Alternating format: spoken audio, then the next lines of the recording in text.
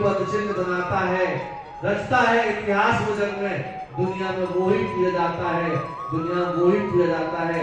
ऐसे गुरुदेव को मैं अपनी वाणी से मैं आमंत्रित करना चाहता हूँ मंच के इस माध्यम से। एक बार कमजोर तालियां हैं, घनघोर तालियों से आमंत्रित करें आज के कार्यक्रम के मुख्य अतिथि, आज के कार्यक्रम के वह चेहरा जिनके आशीर्वचनों के लिए हम उत्सुक हैं और गुरुदेव जितना चाहे आशीर्वचन हमें दे सकते हैं, समय कोई पाबंदी नहीं है। माननीय गुरुदेव। गणेभ्यो गणपतिवशवो नमो नमो, व्रातेभ्यो व्रातपतिवशवो नमो नमो, ग्रीसेभ्यो ग्रीसपतिवशवो नमो नमो, विरूपेभ्यो विश्वरूपे वशवो नमो नमो।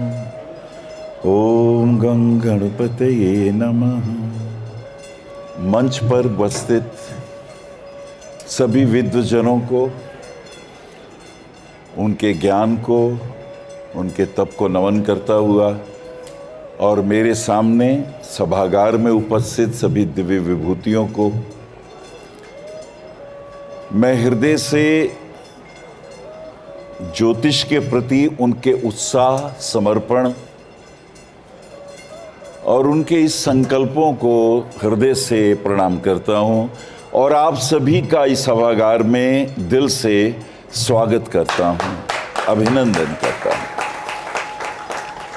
ज्योतिष के माध्यम से वेद का नेत्र है, वेदस्य निर्मल चक्षु। आज मैंने बहुत सारी बातें सुनी और पुस्तकें पढ़ के और YouTube में देख देख के उन्होंने इतना ज्ञान अर्जित किया, ये बहुत बड़ी बात है। वैसे तो ये ज्ञान गुरु से सीखना चाहिए, ये गुरु गम्य विद्या है, क्योंकि ये फलीभूत तभी होती है जब गुरु का आशीर्वाद हो, अन्यथा ये विद्या फलीभूत नहीं होती। क्या अंतर होता है? जब गुरु से सीखते हैं तो हमारे कहे हुए वचन सार्थक हो जाते हैं, और जब हम किताबों से पढ़ते हैं, YouTube से पढ़ते हैं, तो ये चुराई हुई विद्या होती है। इसे कहते हैं विद्या को चुराना।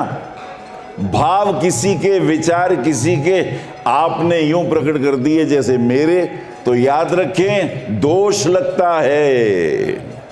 और दोष कैसा लगता है? दोष तो कालिदास को भी लग गया था। कुमार संभव नामक कार्य की रचना करते करते उनके आराध्य, उनके जो आराध्य थे भगवान शूलपाणी शिव, कुमार संभव में बहुत सुंदर शिव पार्वती का वर्णन है, कभी आप पढ़ें। ज्योतिष ऐसे ही नहीं आता। कालिदास का उत्तर काला अमृत और पूर्व काला अमृत पढ़ना चाहिए। और वो इस युग में जैसे वराहमिहिर हैं, ऐसे उनका भी नाम बड़ा कीमती है। बस उन्होंने मर्यादा का उल्लंघन कर दिया एक जगह।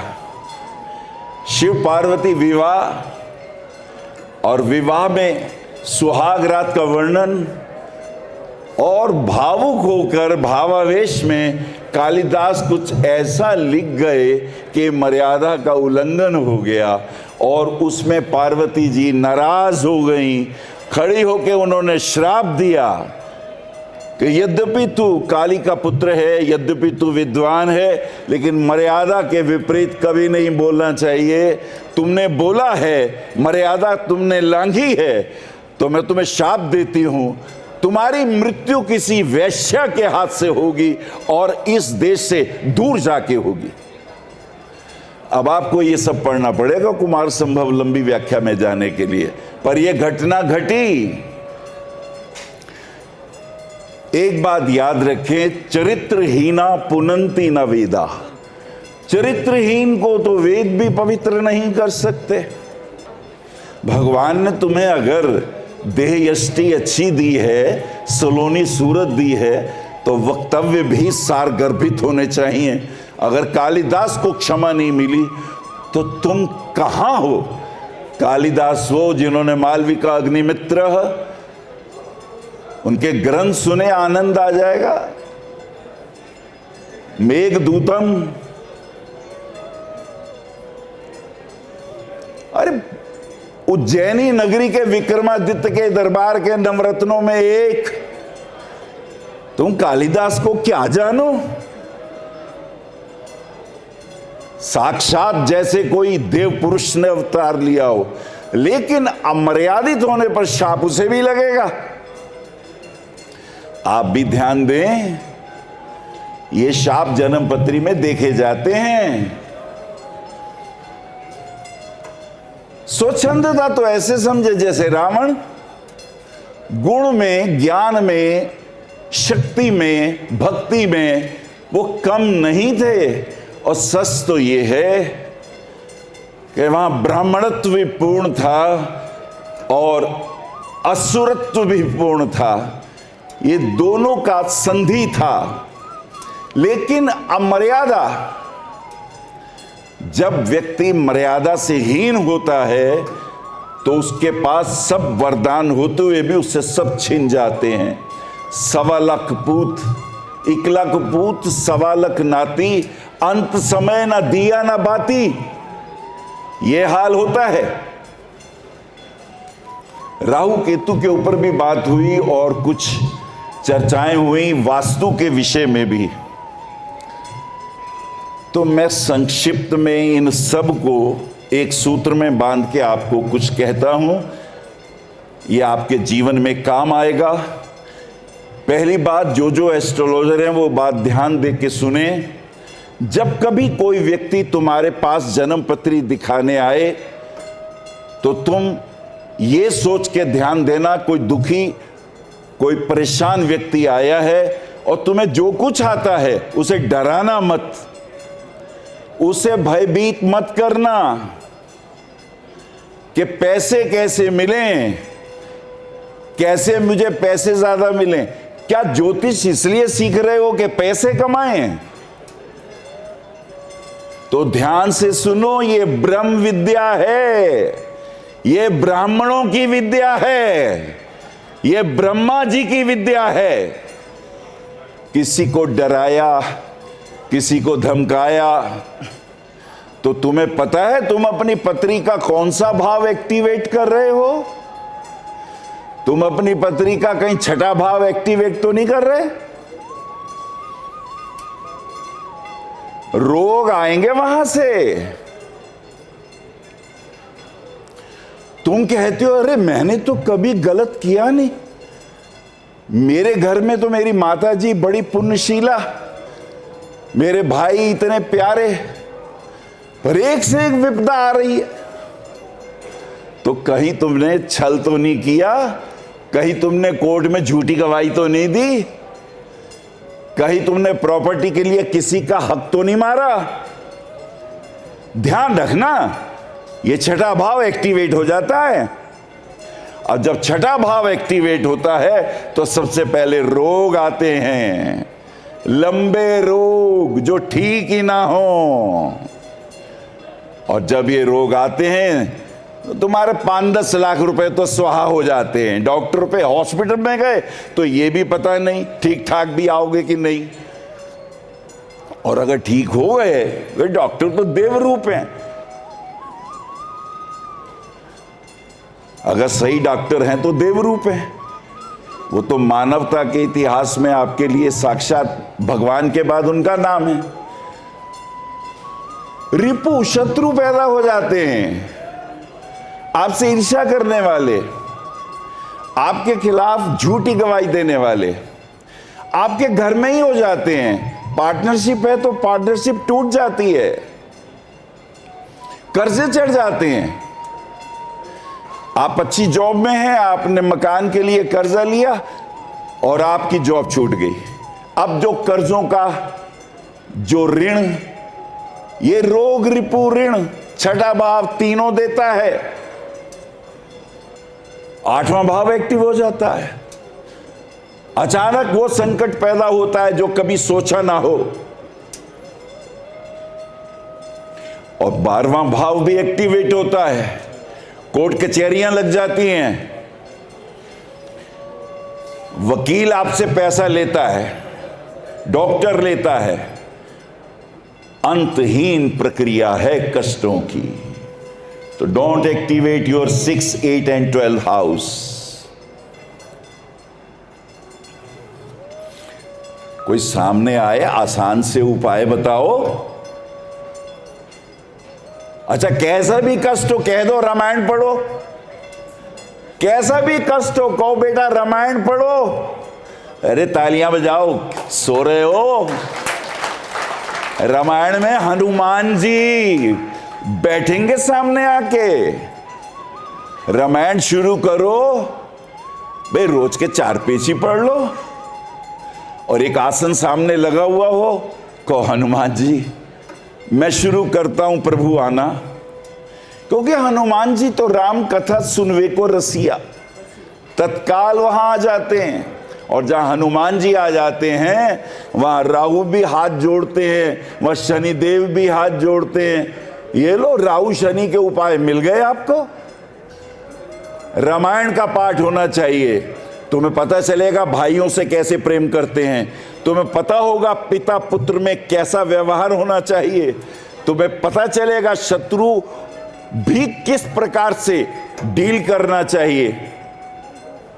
वास्तव में सामाजिक संबंधों को मर्यादित करने का महानतम ग्रंथ है रामायण। इसे सबको पढ़ना चाहिए। तुम्हें सुनना नहीं चाहिए महाराज जी आए, आओ कथा सुने, और पता नहीं महाराज जी क्या सुनाए, थोड़ी देर में डांस शुरू हो जाएगा और पता नहीं वो कहां जाएगा। खुद पढ़ो, उनकी भी कथा सुनो, ताकि तुम उनसे प्रश्न कर सको। तुमने पढ़ा होगा तो प्रश्न करोगे।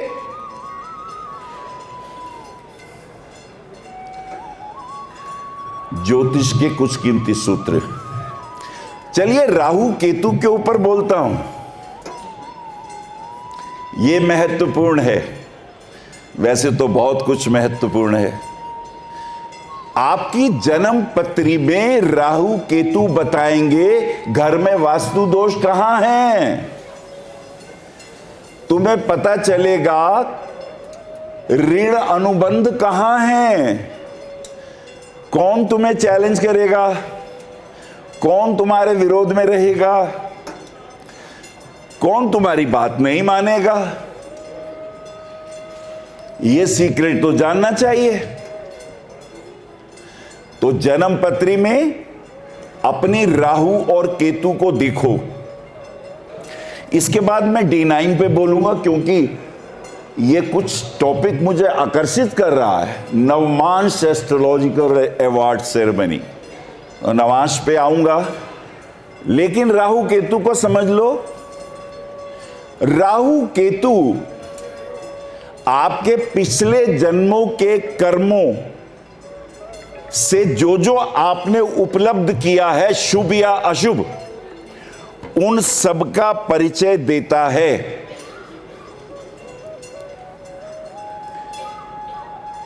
जैसे मान लीजिए राहु केतु के अक्ष में ये वो भगवान शिव द्वारा निर्मित तुमको जानने का एक मास्टर की है कि तुम अपने कर्मों की व्याख्या कैसे जानोगे। पहले खुद देखो अपने आप को, कैसे देखोगे। राहु केतु के अक्ष में कुछ प्लैनेट लेफ्ट में होंगे, कुछ प्लैनेट राइट में होंगे। दिस इज ए मास्टर की टू जज कि मैंने अपने रिलेशन में किन किन के प्रति क्या देना है और क्या लेना है। सीधा एक झटके में पता चल जाएगा। अच्छा, पत्नी के साथ संबंध कैसे रहेंगे, अच्छे रहेंगे या नहीं, या पति के साथ संबंध मेरे कैसे रहेंगे, अनुकूल होंगे या नहीं। तो सीधा सा सूत्र है, शुक्र और मंगल को देखो, क्या वो राहु केतु अक्ष के एक तरफ हैं, लेफ्ट में हैं या राइट में हैं। अगर वो दोनों राहु केतु अक्ष के एक तरफ हैं, एक या राहु और केतु के अक्ष के एक लेफ्ट है एक राइट है, बीच में राहु केतु आ गया है। ये एक वो दीवार है, वज्र की तरह गिरती है जो संबंधों को दो फाड़ कर देती है। ये राहु केतु का बहुत बड़ा रहस्य है। आप अपनी पत्रियों में देखना, यदि शुक्र मंगल एक तरफ है तो ये अच्छी बात है। संबंध कितने भी बिगड़े, लड़ाइयां कितनी भी बिगड़ी, तलाक वलाक नहीं होगा। लेकिन यदि गुरु शुक्र अलग अलग हो गए, गुरु इधर और शुक्र दूसरी तरफ, तो ये संघर्ष पूर्वक जीवन देगा। पति पत्नी के बीच में संघर्ष पूर्वक जीवन रहेगा। गुरु और शुक्र अगर अक्ष के अलग अलग होंगे तो स्ट्रगल बहुत ज्यादा होगा। ऐसे गुरु शुक्र पे शनि का, केतु का, मंगल का, किसी भी पाप ग्रह का प्रभाव होगा तो स्थितियां बिगड़ेंगी। और यदि त्रिक भाव का संबंध हो गया तो कोर्ट कचहरी होगी, तलाक की स्थितियां खतरनाक हो जाएंगी। याद रखें, छठा और 12वां भाव कोर्ट कचहरियों में उलझाता है। छठे भाव में रोग रिपु ऋण तो है, वकील भी है, और 12वां भाव हॉस्पिटल और कोर्ट का भी है। अगर ये अलग अलग राहु केतु के, इधर गुरु और इधर शुक्र, तो पुरुष की पत्नी में शुक्र पत्नी का कारक है और स्त्री की पत्नी में गुरु पति का कारक है।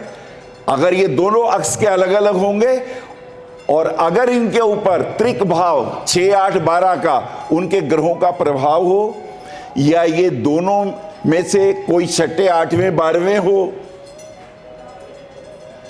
तो याद रखो कोर्ट कचहरियां हो जाती हैं, परेशानियां, दिक्कतें आ जाती हैं। अब आप अपनी जन्म पत्री में खुद ही देख लो, इस सूत्र को आजमाओ। अच्छा, शनि और सूर्य को देखते हैं।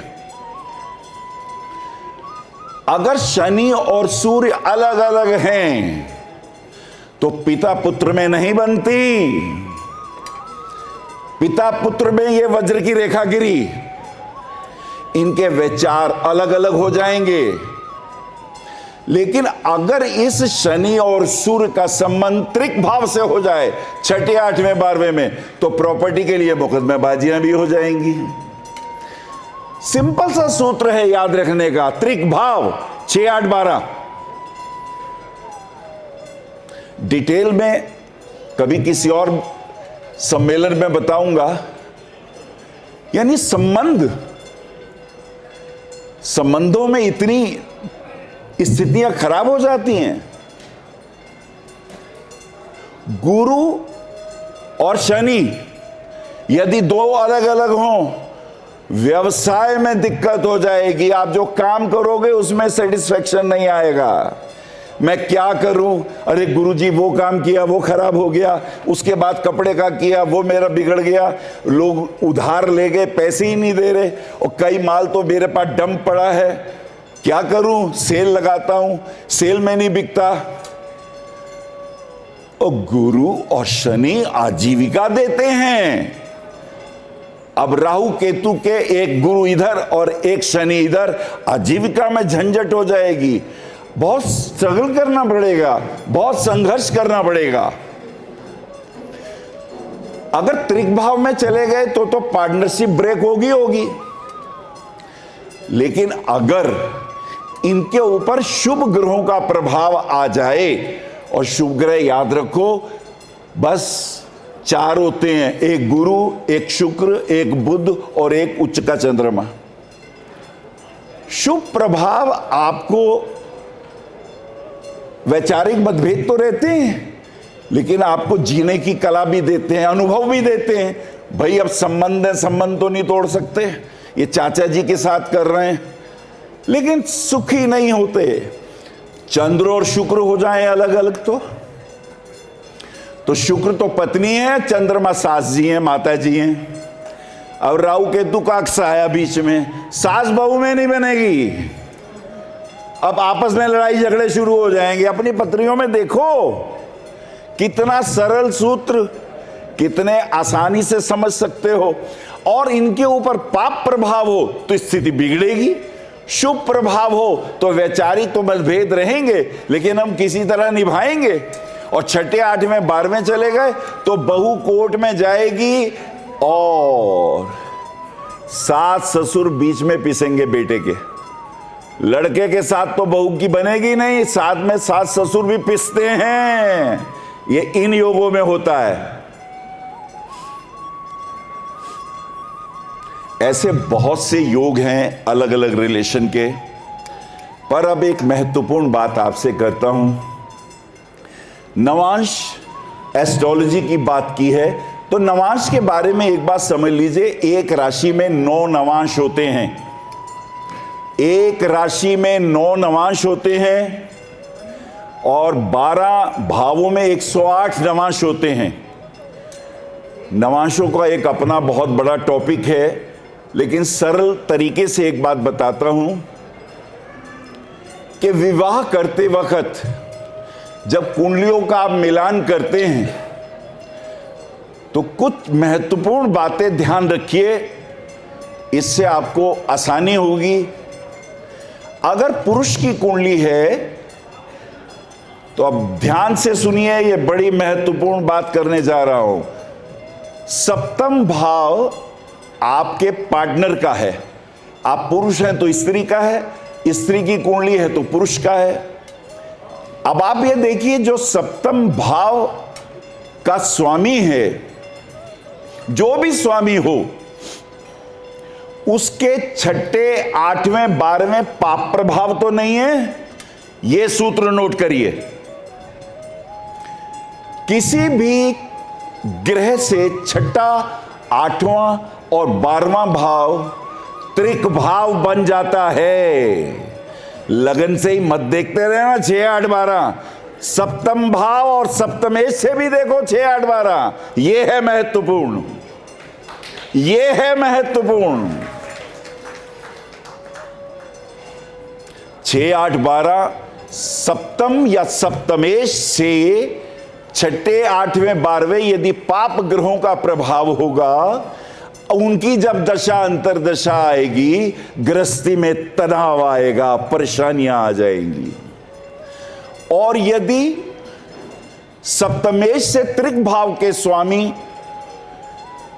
छठे, 8वें, 12वें भाव से संबंध कर लें तो कोर्ट कचहरियां भी होती हैं, बीमारियां भी होती हैं और कष्ट भी होते हैं। लेकिन इसको चेक कैसे करें, वाकई ऐसा होगा? अब यह है मास्टर की। हमने देख लिया कि सप्तम भाव और सप्तमेश से 6, 8, 12 में पाप प्रभाव थे। अब यह भी देखो कि पुरुष की पत्नी में शुक्र की क्या स्थिति है, क्योंकि शुक्र पत्नी का कारक है। अगर वो प्रभाव है तो वो 35% अरिष्ट आ गया। अब शुक्र को भी देखो, क्या शुक्र के चतुर्थ और अष्टम में पाप प्रभाव है? ये एक और मास्टर की अपनी जन्म पत्रियां खोल के देख लो। अगर शुक्र से चतुर्थ, क्योंकि शुक्र है तुम्हारी पत्नी और पत्नी का चतुर्थ वो पत्नी का सुख है, शुक्र से चौथा पत्नी का सुख है। और अष्टम भाव अगर शुक्र से 4, 8वें में पाप प्रभाव हैं, शनि का प्रभाव है, तो पत्नी में आकर्षण ही खत्म हो जाएगा। आप साथ साथ सोएंगे, एक का मुंह पूरब एक का पश्चिम, या पता चला पति महाराज जय गोविंदम जय गोपालम वो वैराग्य भाव में ही डूबे हुए हैं। मंगल का प्रभाव है, छोटी छोटी बातों पे आलोचना, छोटी छोटी बातों पे हार्श शब्द। किस ग्रह के प्रभाव से क्या प्रभाव आता है? शनि के भाव से इंटरेस्ट खत्म, वैराग्यता, शनि और बुध का प्रभाव हो, शनि बुध पे पाप प्रभाव हो, पुरुष में नपुंसकता आ जाती है, उसके प्रति भाव ही खत्म हो जाता है। राहु का प्रभाव हो तो जीवन में एक और स्त्री आ जाती है, और यदि ये प्रभाव पंचम भाव पे हो जाए, दूसरे भाव पे हो जाए, 11वें भाव पे हो जाए, पंचम और 11वां बहुत कीमती है। तुम्हारी पत्री में पंचम भाव तुम्हारे प्रेम संबंध हैं और 11वां भाव तुम्हारे लाइफ पार्टनर के प्रेम संबंध हैं। यदि पंचमेश और एकादशेश का संबंध द्वादश भाव से हो जाए, वो भोग स्थान है, और उस पे राहु की दृष्टि पड़ जाए, तो तुम्हारी शैया सुख में कोई और भी शामिल है। चरित्रहीनता का ये बहुत बड़ा योग आपको बता रहा हूं। छोटे छोटे सूत्र, लेकिन ये महासागर है। इन सूत्रों में बहुत गहराइयां हैं। और एक सूत्र देता हूं भाई, शादी हो गई, इसमें निभा कौन रहा है? पति पत्नी में से क्या दोनों निभा रहे हैं? विवाह के बाद पति पत्नी दोनों को निभाना चाहिए। क्यों? क्योंकि भारत जो है ये संस्कारों का देश है, विदेश नहीं है। बच्चों को यही नहीं पता मेरे माँ बाप कौन है। तो जब बच्चों को अपने माता पिता का नहीं पता, तो उनको यह भी नहीं पता कि माता पिता क्या क्या संस्कार देते हैं बच्चों को बचपन में। आज वो सब विलुप्त होते जा रहे हैं। अर्जुन इसी को कहते हैं वर्ण संकरता। ये बहुत बड़ी जिम्मेदारी है। विवाह आप अपनी इच्छा से करें, आजकल तो इच्छाओं से ही होता है, और 4-5 साल का प्रेम संबंध विवाह के 6 महीने और मैक्सिमम 2 साल के बाद वो अपनी पूर्ण आहुति पे चढ़ा हुआ होता है, क्योंकि दोनों की लायबिलिटीज अलग हो गई, दोनों ही जॉब करते हैं। घर कौन संभाले? अब घर में जो बूढ़ी माँ है, जो दादा दादी हैं, अगर वो घर पे हैं तो संभाल लेंगे, और नहीं तो उनसे भी मतभेद। ये आपकी बहुत बड़ी जिम्मेदारी है। अगर विवाह करते हैं तो विवाह के बाद आपको ये देखना है कि आपके जो बच्चे होंगे उनको क्या बनाना है आपने। आज हम देखते हैं, प्रभाव देखिए जो मैं कहने जा रहा हूं। अगर तुम्हारे परिवार में मुखिया दमदार नहीं है तो तुम्हारे बच्चों का कोई भविष्य नहीं है। बच्चे प्रेम को पाने के लिए अड़ोस पड़ोस में जाएंगे, भटक जाएंगे, फिर उनका क्या हाल होगा। बहुत सोच समझ के भारतवर्ष में विवाह की एक मर्यादा रखी गई थी। आज तो सब अमर्यादित है। आज तो मत पूछो क्या हाल है। मैं आज जिंदा हूं, कल मैं नहीं रहूंगा, तो क्या मेरी आत्मा नहीं चाहेगी मेरे लिए मेरे परिवार के लोग कुछ दान पुण्य कर दें, कुछ मेरी भी सुध लें। मैंने जीवन भर की कमाई करके इनको घर दिया, इनको अनुशासन दिया, इनको मैंने एजुकेशन दी। मैं नहीं चाहूंगा, मेरी इच्छाएं नहीं चाहेंगी कि ये भी कुछ करें, पर वो कहने जी मेरा मूड है जी, मैं तो स्वतंत्र हूं, मैं तो अब चला गया कनाडा और वहां मैंने किसी एंजिला से शादी कर ली। अब एंजिला से जो उसके बच्चे होंगे वो राम जाने वो किस प्रकार के होंगे, क्या संभावनाओं के होंगे, किन विचारधाराओं के होंगे। बहुत से माता पिता इस वक्त इसलिए कुपित हो रहे हैं, पितृदोष इसलिए लग रहे हैं क्योंकि तुम संस्कारहीन हो और ये जिम्मेदारी तुम्हें निभानी है। कौन निभाएगा? और तुम नहीं निभाओगे, पितृदोष लगेंगे, और जब पितृ कुपित होते हैं तो भूकंप आते हैं, तो सुनामी आती है, पंच तत्व कुपित होते हैं, प्रकृति कुपित होती है, बीमारियां ऐसी ऐसी आती है जिनका इलाज नहीं होता। बड़ा जिम्मेदारी का विषय है ज्योतिष। आपको बड़ी जिम्मेदारी से देखना है। अगर सूर्य खराब है तो सूर्य की आराधना करनी पड़ेगी, चंद्रमा खराब है तो माता का ध्यान रखना पड़ेगा, माता के चरण छूने पड़ेंगे। राम जी ऐसे ही राम पिता और अपनी मां के चरण नहीं छूते, अपने चंद्रमा और सूर्य को श्रेष्ठ बनाते हैं। तुम्हारी पत्नी में अगर सूर्य और चंद्रमा उच्च के भी हों, लेकिन आचरण अगर तुम्हारा पतित है तो तुम अपने सूर्य चंद्रमा को खराब कर रहे हो, तुम्हें उसके पुण्य नहीं मिलने वाले। जो तुम्हें अच्छे ग्रह मिले हैं पूर्व जन्मों के कर्मों से मिले हैं, इस जन्म में उसे मेंटेन करो। नहीं करोगे मेंटेन, करना पड़ता है। बुद्ध से अच्छी वाणी बोलो, किसी का निंदा चुगली ना करो। अरे हर व्यक्ति में अच्छे गुण भी हैं, बुरे गुण भी हैं। अब अच्छे गुण देखो, बुरे गुण क्यों देखते हो? अब बुरे गुण देखोगे, छठा आठवां बारहवां अपना एक्टिवेट कर लोगे, और उसके अच्छे गुण देखोगे तो अपना केंद्र और त्रिकोण एक्टिवेट करोगे। दैट इज द मास्टर की of living in this society. मेरी बातों को बहुत प्रेम से सुना, मैं वाणी को विराम देता हूं। मेरे प्रणाम स्वीकार करें।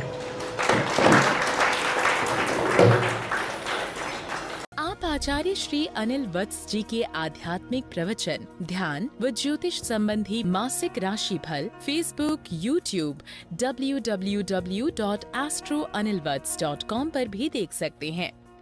For appointment Bhavishya Kathan Monday to Saturday 11 AM to 6 PM, BE 279, street number 6, Harinagar, New Delhi 110064। Phone number 9891739999, 98181 89993, 98108870002, 88600063030। Website www.bhavishyakathan.com, Acharya Anil Vats @gmail.com।